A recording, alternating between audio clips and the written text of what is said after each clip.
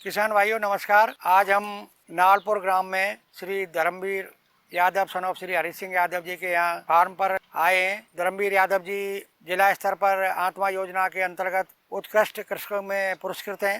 श्री यादव जी बहुत सारी यहाँ गतिविधियाँ चला रहे हैं समन्वित कृषि पद्धति के तहत, जिनमें मशरूम का उत्पादन है, मछली पालन है, मुर्गी पालन है और मोती पालन है। अजोला की बेड लगा रखी है, वर्मी कंपोस्ट की यूनिट लगा रखी है। जैसा कि आप देख रहे हैं पूरे ये हम यहाँ बगीचे में इनके में खड़े हैं। ये जैविक बगीचा है। इस तरह से मैं चाहूँगा कि सभी आसपास के किसान भाई इनके फार्म हाउस का निरीक्षण करें और देखेंगे ये किस तरह से अपनी नवाचार का प्रयोग खेती में कर रहे हैं और अपनी आमदनी को बढ़ा रहे हैं। मैंने अपनी खेती की शुरुआत एक सीमांत किसान को टारगेट करके की है। एक सीमांत किसान जिसके पास आजकल देखते हैं कि हम जोत बहुत कम होती जा रही है लोगों के पास, तो सीमांत किसान किस तरह से एक अच्छी आजीविका उपार्जन कर सकता है, ये देखते हुए मैंने अपना मॉडल भी क्रिएट किया है और साथ में मैं उससे एक अच्छा धनोपार्जन भी कर पा रहा हूँ। ये यूनिट जो मैंने लगाई हुई है सुपर कंपोस्ट की लगाई हुई है, जिसको नाडेफ पद्धति का कंपोस्ट भी बोलते हैं। इसके इतने फ़ायदे हैं कि आप समझ नहीं सकते। जितना कि एक खरपतवार वगैरह होती है हम उनको उखाड़ के बाहर डालते हैं, बाहर डालने के बाद उनको आग लगाते हैं, एयर पोल्यूशन भी होता है और एक फ्री का खाद हमें मिल जाता है अगर हम ये यूनिट लगा लेते। इसमें ज़्यादा हमें कुछ नहीं करना होता। 2 गड्ढे बना लें, साइज कोई मैटर नहीं करती। डेप्थ उनकी आप 4 से 5 फीट कर दें, गहराई जो है वो 4 से 5 फीट कर दे, बाकी लंबाई आप कितनी भी ले सकते हैं अपनी सुविधा अनुसार। और इसमें आप जितना भी वेस्ट है अपना खरपतवार पत्ते वगैरह वो डाल दें, गोबर डाल दें, अपना जो भी गाय का गोबर है भैंस का गोबर है वो डाल दें। और साथ में अगर आप इसमें फास्फोरस की मात्रा भी थोड़ी बढ़ाना चाहते हैं तो सिंगल सुपर फास्फेट डाल दें। मिक्स डालते रहें। ये खाद आपका 6 महीने में बहुत बढ़िया खाद तैयार हो जाता है। जैसा कि आप देख रहे हैं ये वेस्ट डिकम्पोजर का घोल बनाया हुआ है। वेस्ट डिकम्पोजर जो कि आपको मात्र 20 रुपए की एक बोतल मिलती है और वो लाइफ टाइम आपके पास चलेगी। इसमें आप 80% पानी निकाल लें, आप यूज कर लें और 20% में दोबारा से रिफिल करके, और जैसे आपका पास अगर 200 लीटर का ड्रम है तो उस 200 लीटर के ड्रम में 1 किलो गुड़ डाल के और फिर से पानी उसको रिफिल कर दें। ये 4 दिन में आपको फिर से तैयार हो जाएगा। और ये इतनी बढ़िया चीज़ है जैविक खेती में कि अगर आप जैविक खेती के साथ साथ अपने वेस्ट जो कि गाय का गोबर वगैरह, कूड़े करकट वगैरह ये सब होते हैं, उनमें भी अगर इसको डाल देते हैं तो जो खाद हमारा 6 महीने में तैयार होता है वो 3 महीने में ही आपके पास इसका कंपोज होके और तैयार हो जाता है। तो ये वेस्ट कंपोजर जो है किसानों को ज़रूर यूज करना चाहिए। ये जीवामृत बनाया हुआ है, ये भी जैविक खेती का ही एक पार्ट है। जीवामृत बनाने के लिए हम गाय का गोबर, गोमूत्र, गुड़, बेसन ये चीज़ें यूज करते हैं। ठीक है, इनको सबको घोल बना के और ड्रम में डाल देते हैं और ये 20 से 21 दिन में तैयार हो जाता है। इसमें बैक्टीरियाज पैदा हो जाते हैं। तो आपको अगर ये यूज करते हैं तो एक्स्ट्रा अपनी फसल के लिए कोई रासायनिक खाद यूज करने की ज़रूरत नहीं पड़ती। आपको बता दें कि ये सारा मैंने बगीचा जो है इन्हीं जीवामृत, वेस्ट डिकम्पोजर वगैरह से ही मैंने तैयार किया हुआ है। आज तक मैंने कोई भी यहाँ रासायनिक चीज़ यूज नहीं की है और ना ही मैंने कोई पेस्टिसाइड या हर्बिसाइड वगैरह यूज किए हैं। ये वर्मी कंपोस्ट है जिसको कि केचुआ खाद भी बोलते हैं हम। ये मैं कम्प्लीटली अपने यहाँ गाय के गोबर से तैयार करता हूँ। इसमें कुछ नीम ऑयल वगैरह डालता हूँ, नीम जिसको नीम कोटेड भी हो जाता है और इससे क्या है इसकी क्वालिटी बढ़ जाती है। आप देख रहे होंगे कितने ज़्यादा इसमें वर्मी है, अगर दिखाई दे रहे हैं ना। तो ये इस तरह से आप घर पे ही एक यूनिट लगा के आप जैविक खेती की शुरुआत कर सकते हैं। इसमें कोई ज़्यादा खर्चा नहीं होता है। जो मैंने यहाँ यूनिट लगाई हुई इसको विंड्रो मेथड बोलते हैं। विंड्रो मेथड में आपको कुछ नहीं करना होता है, नीचे आपके पक्की फर्श होनी चाहिए। अगर पक्की फर्श का भी इन्वेस्टमेंट किसान नहीं कर सकता है तो नॉर्मल एक काला तिरपाल बिछा के उसके ऊपर गाय का गोबर या भैंस का गोबर लेके और उसको थोड़ा ठंडा करके 2 या 3 दिन उसको रख के उसको पानी छिड़काव करके इस तरह से 1 फीट की ढेरी बना ले और उस पर अगर 30 फीट की लंबाई वाला बेड है हमारा तो उसमें 10 किलो केचुए डाल दे। और ये केचुए मल्टीप्लाई होते रहते हैं। जितने हम केचुए डालेंगे वो 3 महीने में उससे डबल हो जाते हैं हमारे पास। हमें कंपोस्ट भी मिलता है, साथ में हमारे वर्मी भी बढ़ते जाते हैं। तो इससे क्या हो, किसान को डबल फायदा हो जाता है कि वो वर्मी का भी सेल कर सकता है, केचुए का भी सेल कर सकता है और कंपोस्ट अपने खेतों में भी काम ले सकता है, और एक्स्ट्रा अगर बना लेता है तो उससे कुछ आमदनी भी बढ़ सकती है। तो ये जैविक खेती की तरफ जाने के लिए वर्मी कंपोस्ट सबसे पहली बेसिक ज़रूरत है। ये मेरी मशरूम की झोंपड़ी बनाई हुई है मैंने, जिसमें कि मैं बटन मशरूम करता हूं, और अभी गर्मियों में अब इसमें मैं मिल्की मशरूम के लिए कंपोस्ट बिछाऊंगा। जैसे ही मेरे पास अपना गेहूं का भूसा तैयार हो जाता है, अभी कुछ टाइम में होने वाला है, तो मैं इसमें मिल्की मशरूम के लिए कंपोस्ट बना दूंगा। किसान साथियों, मशरूम एक ऐसी फसल है जो आजकल काफ़ी तेज़ी से बढ़ रही है, लोगों की डिमांड भी बढ़ रही है, और इसमें क्या फ़ायदे हैं कि आप कम जगह पे ज़्यादा मुनाफा कमा सकते हैं। साथ में किसानों के पास इसके काम में आने वाला जो मटेरियल है वो सब किसानों के पास उपलब्ध होता है। इसीलिए मैं हमेशा संयुक्त खेती या मिश्रित खेती पे जोर देता हूँ। क्योंकि हमारे पास सारी चीज़ें अपनी खुद की अगर हैं तो हमारे पास तो सब कुछ अपनी मेहनत हमें अपनी करनी पड़ती है अलग से, बाकी हमें तैयार माल मिलता है। जैसे कि मशरूम में मैंने बताया कि मशरूम में हम अपने सरसों का भूसा भी काम में ले सकते हैं। जैसे हमारा एरिया जो है बहरोड एरिया या अलवर ज़िले का पूरा ही एरिया है, ये सरसों की काफ़ी अच्छी पैदावार करता है, और उसका जो भूसा बच जाता है वो हम पशुओं को भी नहीं डालते हैं, सिर्फ हम दे देते हैं, ईंट भट्टों वालों को दे देते हैं, वो 1 बीघा के 1000 रुपये देते हैं। लेकिन आप ये मान के चलिए 2-3 बीघा के आप सरसों के भूसे में, और प्लस आपके पास अगर पोल्ट्री फार्म है अपना खुद का, ज़्यादा बड़ा की भी ज़रूरत नहीं है, 100-50 मुर्गियाँ भी हैं, तो उन सब के वेस्ट से आप एक 30 बाई 30 की अगर झोपड़ी बनाते हैं, तो जैसे मेरे पास जो ये है अभी 30 बाई 30 की झोपड़ी है, दूसरी एक छोटी झोपड़ी है, लेकिन ये 30 बाई 30 की झोपड़ी का ही मैं आपको बता दूं कि इससे भी जो मिनिमम टू मिनिमम जो इससे इनकम है वो 1.25 से 1.5 लाख रुपए की इनकम हो जाती है, जिसके लिए कि हमें सरसों के लिए हमें 5 बीघा 4 बीघा की ज़रूरत पड़ती है, वो हम 30 बाई 30 के एरिया में कर सकते हैं, और उसी सरसों के वेस्ट से कर सकते हैं, उसी पोल्ट्री के वेस्ट से कर सकते हैं। सिर्फ हमें स्पोन परचेज करना पड़ता है, जो कि स्पोन जैसे इसमें मैंने अब स्पोन यूज़ किया, मात्र 5000 रुपये का स्पोन यूज़ किया है, बाकी मेरा घर का सामान था प्लस मेरी मेहनत थी। तो आपको इस तरह से संयुक्त खेती में मशरूम में भी आना चाहिए। इसका वेस्ट जैसे कि मैंने बताया कि मैं जैसे हम इसकी कटिंग करते हैं हार्वेस्टिंग के टाइम पे, तो जो डंठल बच जाता है वो मैं अपनी मुर्गियों को प्रोटीन के तौर पे खिलाता हूँ। अजोला की यूनिट लगाई हुई है मैंने।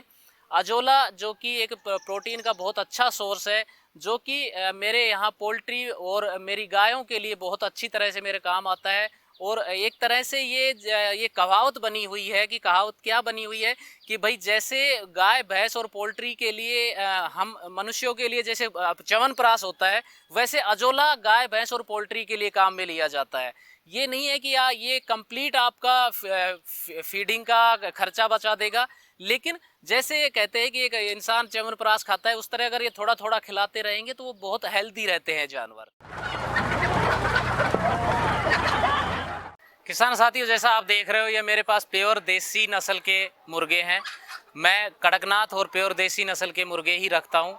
प्योर देसी नस्ल के मुर्गों के अंदर ये खासियत है कि हमें इसका मार्केट आसानी से मिल जाता है। जैसे कि साइंटिस्ट की बनाई हुई कुछ ब्रीड हैं, जैसे FFG वगैरह है, RIR वगैरह है, वो भी अच्छी वैरायटी है, पर क्या है कि कुछ लोग प्योर देसी को ज़्यादा पसंद करते हैं। और मेरे यहाँ जो मैंने अपना मार्केट बनाया हुआ है, जैसे लोगों की में पकड़ बनाई हुई है, तो प्योर देसी मुर्गे का और कड़कनाथ का ही है। इसमें मैंने जो क्वांटिटी रखता हूँ 1000 के आसपास की क्वांटिटी रखता हूँ, जिसमें 700-800 अपने प्योर देसी होते हैं और 200-300 मैं कड़कनाथ के मुर्गे रखता हूँ। क्योंकि मेरा काम क्या है कि मैं एग सेल करता हूँ सिर्फ सर्दियों में, उसके अलावा कम्प्लीटली मैं चूज़ों का काम करता हूँ। मैंने अपनी हैचिंग मशीन भी बनाई हुई है, जो मेरी होममेड मशीन है, मैं खुद से ही मैंने बनाई हुई है। तो उसमें मैं हैचिंग करके चूज़े निकालता हूँ, और चूज़ों की आसपास के एरिया में मेरे अलवर ज़िले में ज़्यादातर लोग मेरे पास से चूज़े लेके जाते हैं। तो इसका काफ़ी अच्छा इनकम का मेरा एक साधन बना हुआ है इससे। और मैंने जैसे कि पीछे बात की है, उससे मेरा सारी चीज़ों का एक सर्कुलेशन भी हो रहा है, जैविक खेती से भी ये सब चीज़ें जुड़ी हुई हैं। तो ये मेरा पोल्ट्री फार्म है, जो कि एक संयुक्त खेती का एक महत्वपूर्ण हिस्सा है। किसान साथियों, ये मैंने इंक्यूबेटर मशीन बनाई हुई है। अपने पोल्ट्री फार्म के अंदर जब एग की सप्लाई रुक जाती है, गर्मियों में हम देखते हैं कि अंडों की सप्लाई कम हो जाती है, तो उस टाइम हम चूजे निकाल लेते हैं। अगर हम इंक्यूबेटर मशीन रखते हैं तो हमारा गर्मियों में हमारे अंडे वेस्ट नहीं जाते हैं। ये फुल्ली ऑटोमेटिक मशीन है।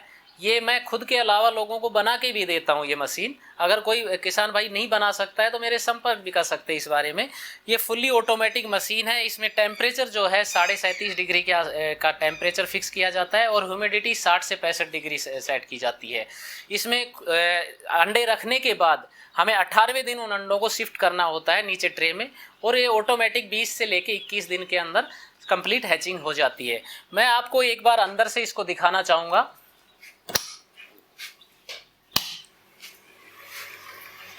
ये देखिए, इसमें ये ट्रे बनी हुई है। इन ट्रे में भी मोटर लगी हुई है। ये ऑटोमेटिक हम जैसे सेट कर रखा है मैंने कि ये 1.5 घंटे के अंदर इन अंडों को रोटेट करती हैं ये ट्रे। मोटर ऑटोमेटिक चल जाती है। उसी तरह इस साइड का जो पोर्शन है, ये नीचे जो अंडे रखे हुए हैं, ये 18वें दिन के अंडे रखे हुए हैं। अब इसमें 19 उसके बाद हैचिंग शुरू हो जाती है। इधर आप देखिए, ये कंट्रोलर की वायरिंग वगैरह है। उधर एक जो फैन लगा हुआ है जो कि हीट को रोटेट करता है। उसी तरह नीचे फोगर लगे हुए होते हैं जो कि ह्यूमिडिटी क्रिएट करता है। जैसे ही ह्यूमिडिटी कम हो जाती है, सारी चीज़ ऑटोमेटिक अपने आप एक्टिवेट हो जाती है। उसी तरह अगर इसमें हीट बढ़ जाती है तो साइड में कॉर्नर में एक इसमें एग्जॉस्ट फैन लगा हुआ है, वो हीट को बाहर निकाल देता है। यानी इसके अंदर हमें कुछ भी अलग से कुछ नहीं करना पड़ता। ये मशीन ऑटोमेटिकली हर चीज़ खुद से मैनेज करती है। हमें सिर्फ इसमें पानी का ध्यान रखना पड़ता है और 18वें दिन अंडों को हैचिंग के लिए नीचे ट्रे में रखना पड़ता है। किसान साथियों, जैसा कि मेरा तालाब आपने देखा है, मैं अपने तालाब में मोती पालन का काम करता हूँ। मोती पालन के लिए हमें इस सीप की ज़रूरत होती है। जैसा कि आप ये देख रहे हैं, ये सीपियाँ होती हैं जो हमें नदियों से कलेक्ट करवानी होती है।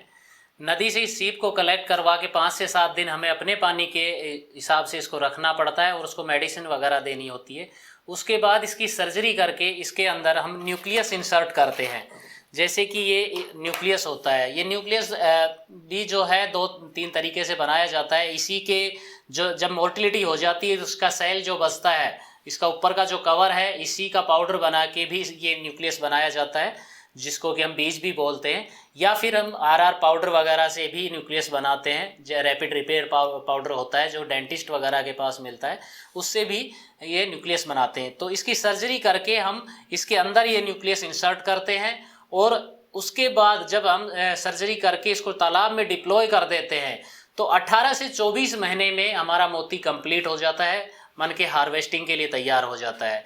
जैसे आप 24 महीने बाद आप देखिए कि इस तरह से आप जो है इसके अंदर जो न्यूक्लियस डला हुआ है उसके ऊपर लस्टर आ चुकी है। ये 22-23 महीने के आसपास की हार्वेस्टिंग का मोती है।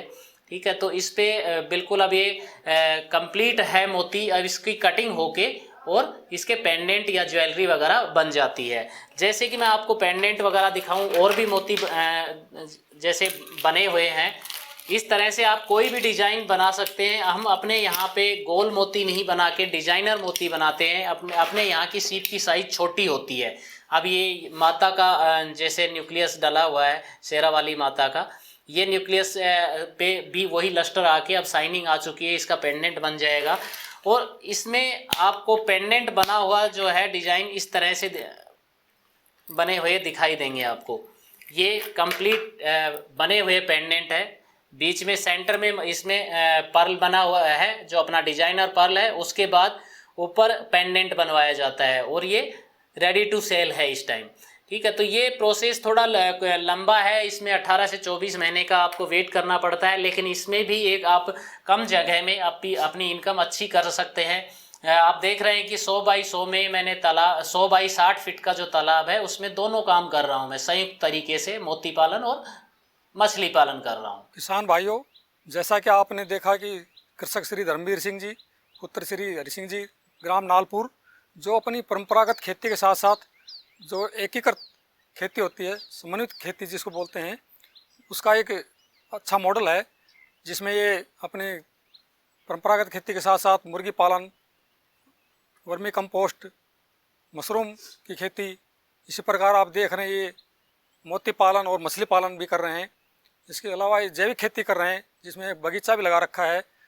तो आप देखते हैं कि अपन कई बार किसी एक फसल के लेने से कई बार जैसे सर्दी में पाला आ गया या कुछ दूसरी प्राकृतिक आपदा आ जाती है तो उससे किसानों को काफ़ी नुकसान होता है। यदि किसान भाई इस तरह से यदि एक समन्वित खेती करेंगे तो उसको कहीं ना कहीं आर्थिक लाभ होगा, उसको नुकसान नहीं उठाना पड़ेगा। तो मैं आप सभी से अपील करूंगा कि आप भी अपनी परंपरागत खेती के साथ साथ दूसरी खेती भी करें, चाहे सब्जी की खेती करें या मुर्गी पालन करें या बागवानी करें। इस तरह की दूसरा आप साथ में ज़रूर लें ताकि आपको लगातार इनकम भी होती रहे और आपकी आर्थिक स्थिति भी अच्छी हो।